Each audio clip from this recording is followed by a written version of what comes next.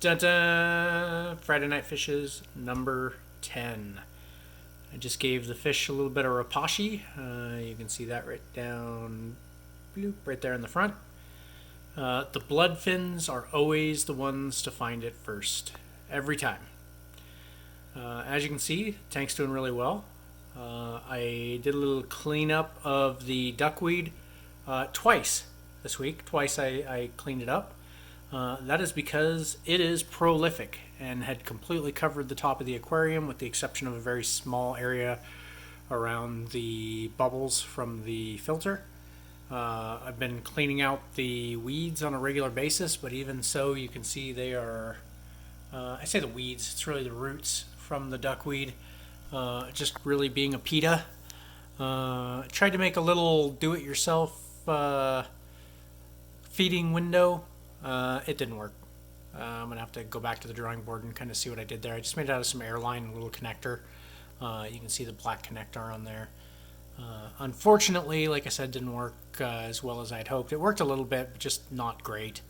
Substrate wise, looks like everything's doing well.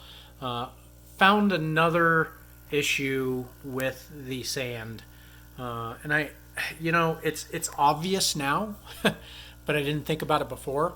And that is, as you can see, the Eco Complete just allows the sand to sift right through it. So eventually what you end up with is something like this. So you can see this line, along here, where the sand has just sunken into the substrate and underneath it. And now the substrate's sitting on top, which is fine. It's not going to hurt anything. Actually, from what I've been reading, it will really help some of the plants root a lot better. Speaking of root, I have some of the Aquarium Co-op Easy Green root tabs. I went ahead and put one under each of the Amazon swords, and I put two under the green ocelot in the back. So you can see there, he actually already looks better. I did that on Wednesday. The small shoots off the bottom are coming in a lot better. The color's starting to return to it, so I think it was a little bit nutrient starved. Again, root plant versus getting its nutrients out of the water column. Algae still not too much of a problem. There's a little bit of hair algae coming in. The nitrates still not even at the moderate level.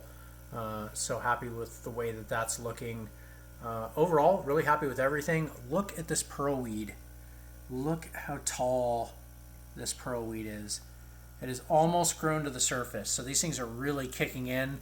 As I said at the beginning, week 10. So it is the 10th week that I've had this aquarium up and running. Obviously fully cycled, nitrogen cycle working very well. The plants living life, loving life along with that. Now kind of looking at maybe doing my first trimming here pretty soon, and trim some of this pearlweed down and go ahead and replant some of it. I may move it to an intermediate so that it can grow up a little bit more. And I also was thinking about along the back of Fanghorn back here. There's kind of a big open spot in the back with no plants back there, so I may go ahead and put some of those back there and then just let them go all the way to the surface. The other stuff I like is this stuff here. I really like the way it looks, but unfortunately we are in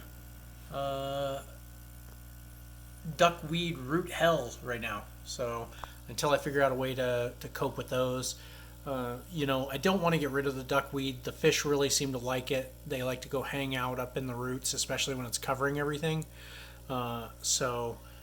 Really kind of leery of doing that. You can see they really dig the rapashi. Absolutely love it.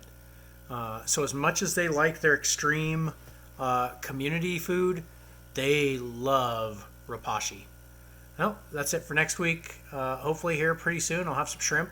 We'll go ahead and put those guys in there and show everybody those. Thanks for watching.